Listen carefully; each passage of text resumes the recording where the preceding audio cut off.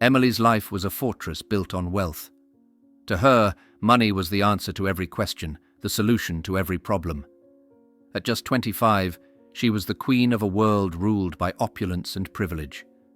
Yet, behind her polished facade lay an icy heart that found joy in controlling and belittling those beneath her. Her maid, Emma, was a stark contrast.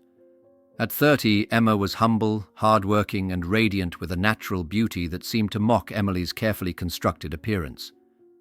Emma's kindness was inexplicable to Emily.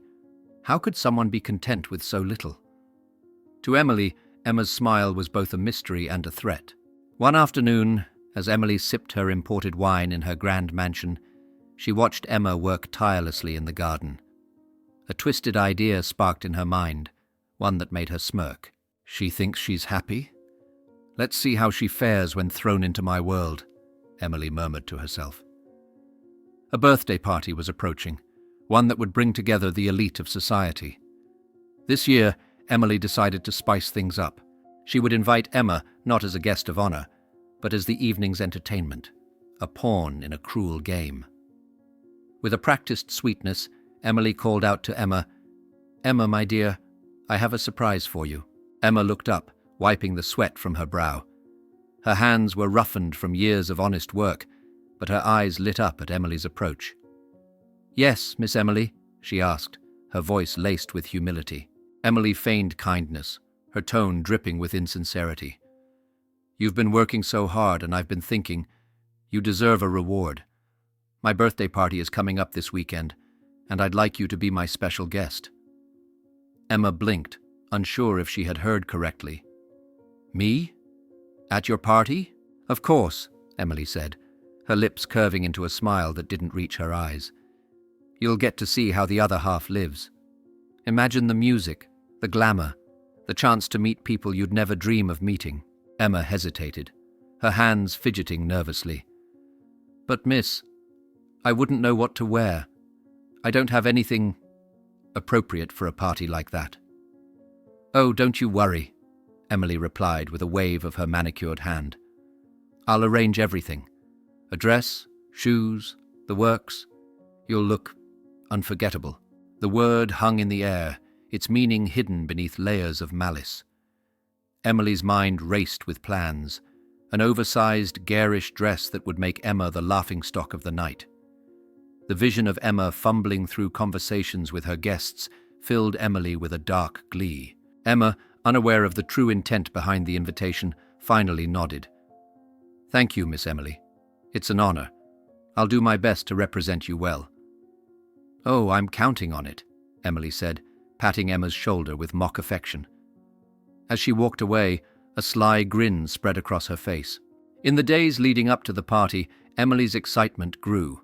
She called her assistant Chloe with specific instructions. "Find the most ridiculous dress you can. It should be loud, oversized, and impossible to ignore. I want everyone to remember this moment." Chloe hesitated for a beat but replied, "Of course, Miss Emily. Consider it done." On the surface, everything seemed perfect. Emily rehearsed her lines, imagined the whispers, the laughter, and the way her peers would marvel at her audacious prank. It wasn't just about humiliating Emma. It was about reasserting her power and control. As Saturday approached, Emma received the dress, a garish green monstrosity that barely fit her.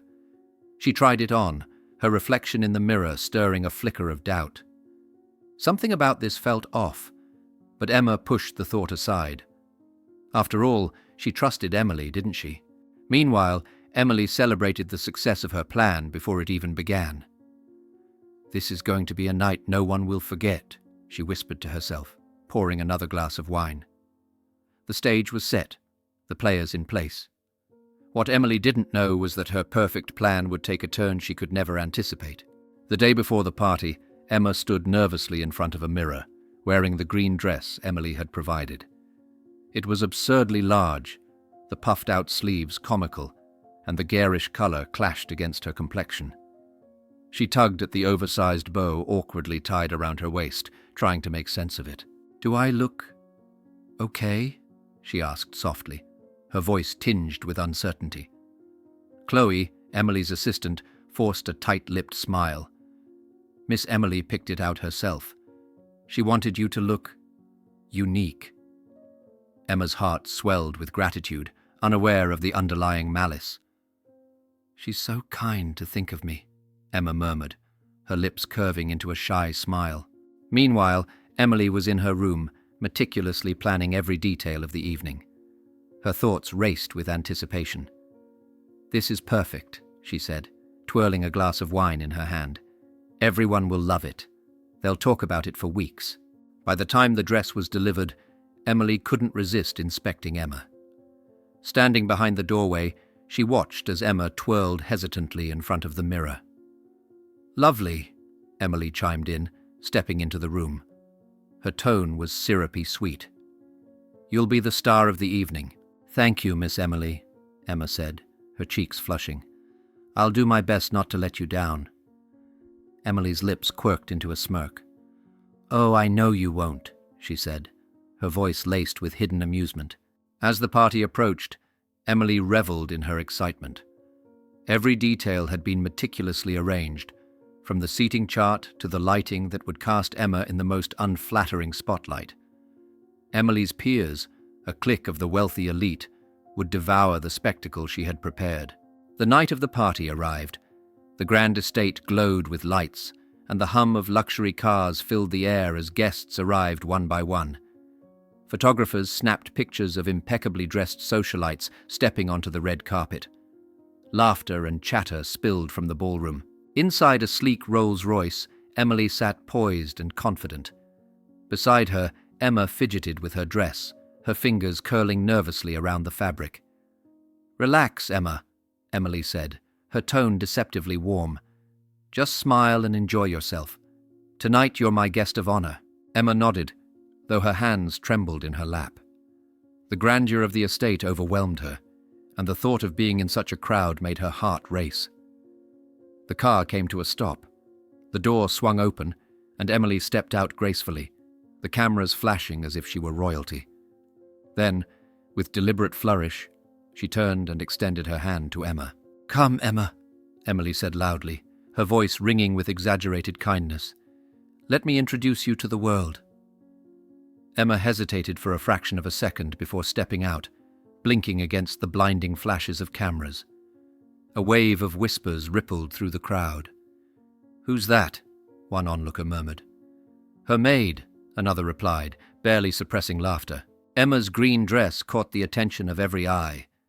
The puffed sleeves, oversized bow, and garish color made her stand out like a sore thumb amidst the sea of designer gowns. She could feel the stares, the giggles behind manicured hands. But she kept her head high, determined to represent Emily with pride. As they entered the ballroom, Emily led Emma through the crowd, introducing her to a series of bemused guests. "This is Emma," Emily said with a wide smile. "She takes care of my home. Isn't she wonderful?" The responses ranged from forced politeness to outright amusement. One guest leaned close to Emily and whispered, "You're brilliant. This is going to be the highlight of the evening." Emily beamed, her plan unfolding perfectly. Emma, on the other hand, felt increasingly out of place. The chandeliers sparkled like diamonds above her, and the scent of expensive perfume filled the air. She clutched her hands tightly, trying to calm her nerves. "Miss Emily," Emma whispered, leaning close, "I think I should leave. I don't belong here." "Nonsense," Emily replied, her voice dripping with false reassurance. "You're doing great. Just smile and enjoy yourself." Before Emma could respond, Emily spotted a group of influential guests and steered her toward them. "Everyone!" Emily called out, her voice cutting through the chatter. "Meet Emma, my maid. She's been with me for years. Isn't she adorable?" The group turned to look at Emma, their faces a mixture of amusement and disbelief. One man smirked. "Emma, tell us, what's it like working for someone as magnificent as Emily?" Emma hesitated, her cheeks flushing. "It's an honor," she stammered. "Miss Emily has been so kind to me." The group chuckled, clearly entertained. Emily soaked in their approval, her heart racing with satisfaction. This was everything she had hoped for, but as the night wore on, A shadow of doubt began to creep into Emily's mind. Emma's earnestness, her quiet dignity despite the ridicule, made Emily uneasy. For the briefest moment, she wondered if she had gone too far. Then she dismissed the thought with a shake of her head. "It's just a game," she told herself, "and I'm winning."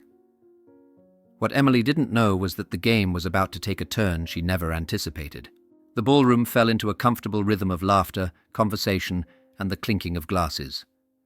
Emily, surrounded by her circle of admirers, basked in the glow of attention.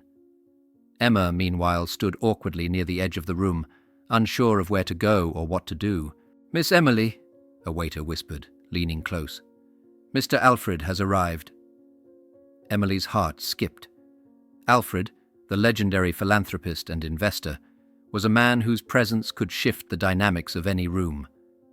She turned toward the entrance and saw him, tall and imposing, his sharp gaze sweeping the crowd like a predator sizing up its prey. Whispers rippled across the room. "Is that Alfred? He never attends these kinds of events. Emily must have done something extraordinary to get him here." Emily straightened her posture and plastered on her most dazzling smile as Alfred approached. "Mr. Alfred," she greeted, extending her hand.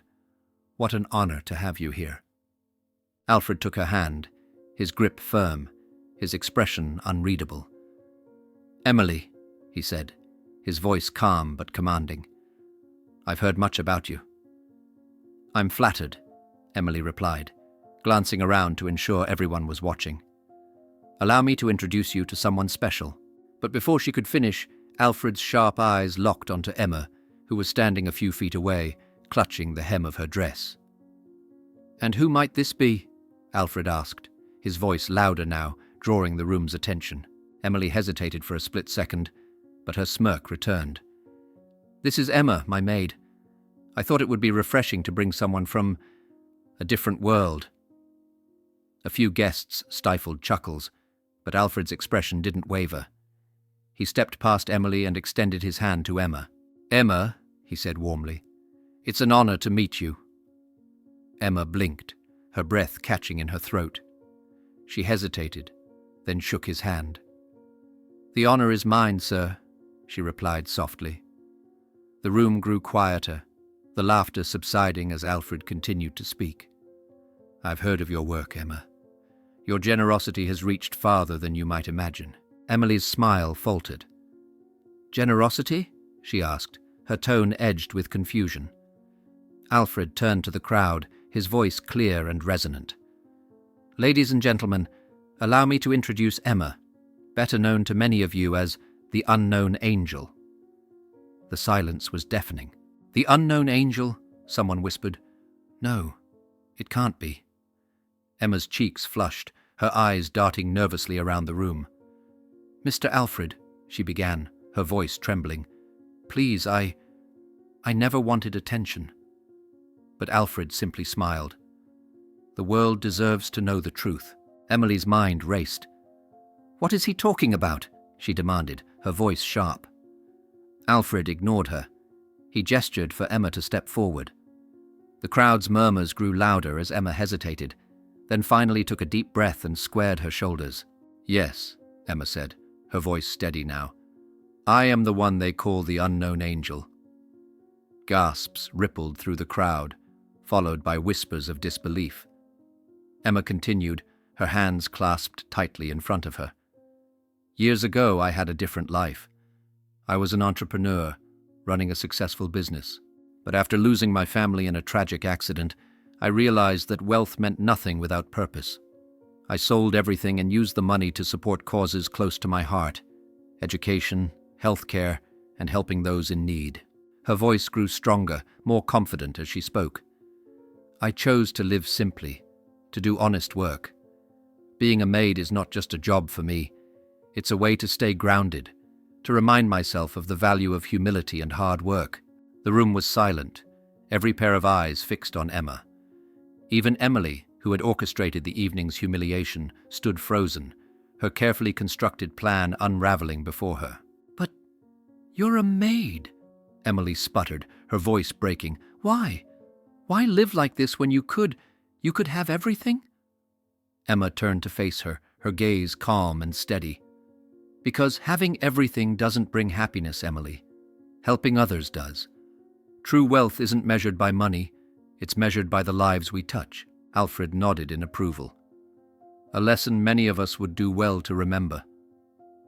The crowd began to clap, softly at first, then louder. Guests who had dismissed Emma earlier now stepped forward, eager to shake her hand, to express their admiration. "I can't believe it," one woman said. "Your donations saved the art center in my hometown." "And the Clean Water Initiative?" another guest asked. "That was you?" Emma nodded humbly. "I only did what I could." Emily felt the walls closing in around her. The attention she had craved all night was now focused entirely on Emma, not as a figure of ridicule, but as a beacon of inspiration. She turned to Alfred, her voice shaking. "Did you know? Did you plan this?" Alfred's expression softened, but his words were firm. "No, Emily. But perhaps this was meant to happen. You sought to humiliate someone, but instead, you've given everyone here a lesson in humility." Emily's face burned with shame. She opened her mouth to protest, but no words came. For the first time in her life, she felt powerless, exposed. As the applause swelled, Emma approached Emily. "Miss Emily," she said softly, "I know this wasn't your intention, but I hope you'll learn something from tonight." Emily looked at her, the weight of her actions pressing down like a storm. I'm sorry," she whispered. "I didn't know." Emma smiled gently, her eyes filled with compassion. It's never too late to change. The night, meant to be a spectacle of humiliation, had turned into something far greater, a testament to kindness, resilience, and the power of humility. Emily stood frozen in place, her carefully curated evening crumbling around her. The spotlight she had so desperately sought was now illuminating her cruelty. Conversations buzzed around her, but they felt distant, like whispers carried on the wind. Guests who had laughed at Emma earlier now surrounded her with admiration. Alfred's words, sharp and precise, continued to echo in Emily's mind. "You sought to humiliate someone, but instead, you've given everyone here a lesson in humility." "Emily," a voice said behind her. It was Chloe, her assistant, who rarely spoke out of turn. Chloe's face was a mix of pity and quiet judgment. "Do you need anything?" Emily turned, her voice trembling. She didn't finish the sentence. Instead, she glanced at Emma, who was surrounded by influential guests, radiating calmness and dignity despite the chaos. Emily clenched her fists, her nails digging into her palms. For the first time, she felt something she hadn't allowed herself to feel in years: shame. As the evening wore on, Emily found herself retreating to the edges of the ballroom. She watched as Emma graciously answered questions, her humility and warmth captivating the very crowd Emily had once controlled. "Miss Emily," Emma's voice broke through her thoughts. Emily looked up, startled. Emma stood before her, calm yet commanding, her simple presence a stark contrast to Emily's once dominant aura. "Emma," Emily stammered, her voice barely audible. I didn't know—" "You didn't know who I was," Emma interrupted gently. "But you knew what you were doing. I could see it in your eyes from the start." Emily flinched, the weight of her actions pressing down like a storm. "I wanted to hurt you," she admitted, the words tasting bitter in her mouth. "I was jealous, angry.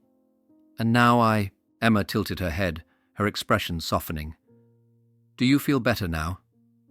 "No," Emily whispered, tears brimming in her eyes. "I feel awful." Emma sighed, her voice filled with quiet strength. "Good. That means you're human. But feeling sorry isn't enough. What you do next matters more than anything." The next morning, sunlight streamed through the windows of Emily's estate.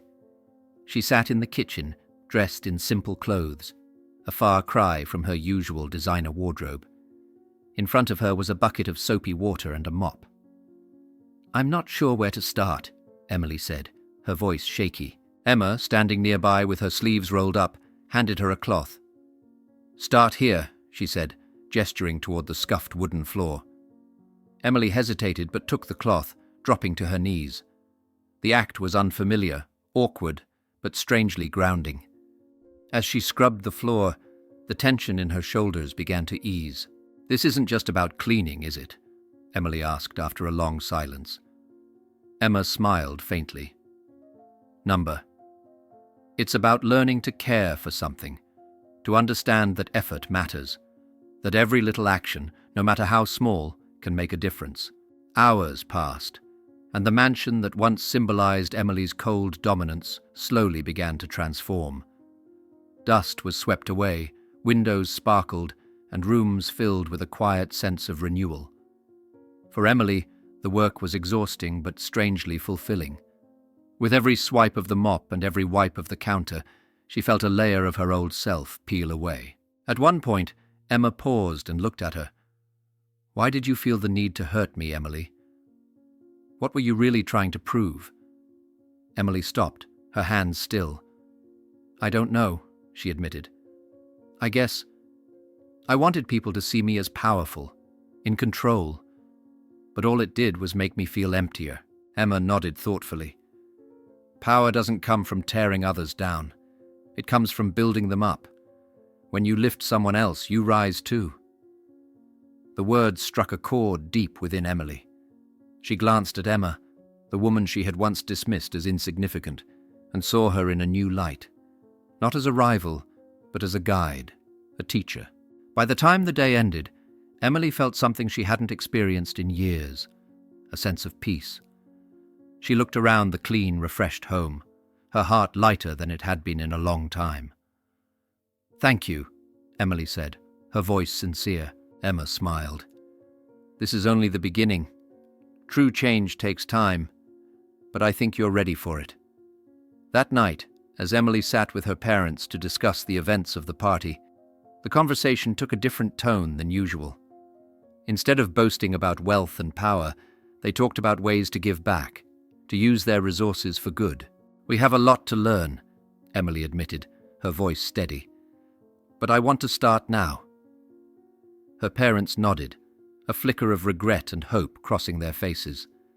Together, they began to map out plans for community projects, determined to change the legacy they had built.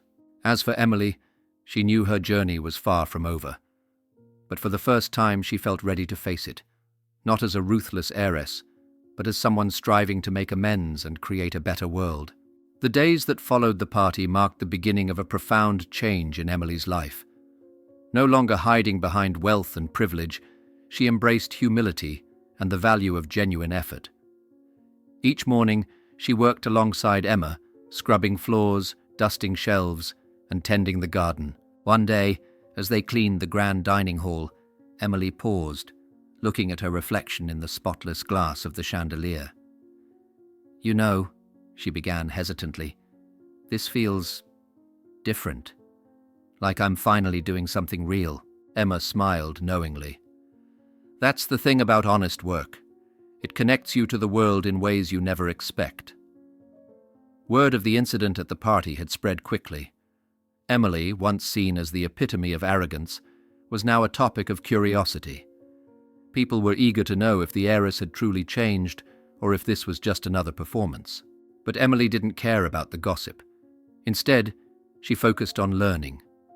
She joined Emma in local charity efforts, visited shelters, and spoke with people whose struggles she'd never understood before. Slowly, she began to see the world through Emma's eyes, not as a place to dominate, but as a community to support. One afternoon, Emily gathered her courage and addressed her parents. "I've been thinking," she said, her voice steady. "We've spent so much time chasing power and status. It's time we start giving back. Let's use what we have to make a real difference." Her father leaned back, surprised but contemplative. "And how do you propose we do that?" Emily took a deep breath. "By investing in people, education, healthcare, housing. Emma has shown me how much impact one person can make. Imagine what we could do together." Her mother nodded slowly. Perhaps it's time for a new legacy, one we can be proud of.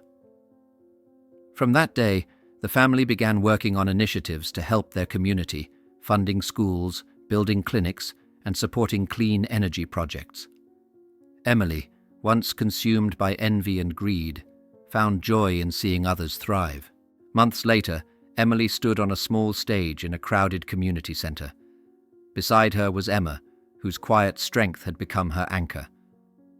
"This journey," Emily began, her voice clear, "has taught me that true wealth isn't in what we own, but in how we use what we have to help others. And for that lesson, I owe everything to Emma."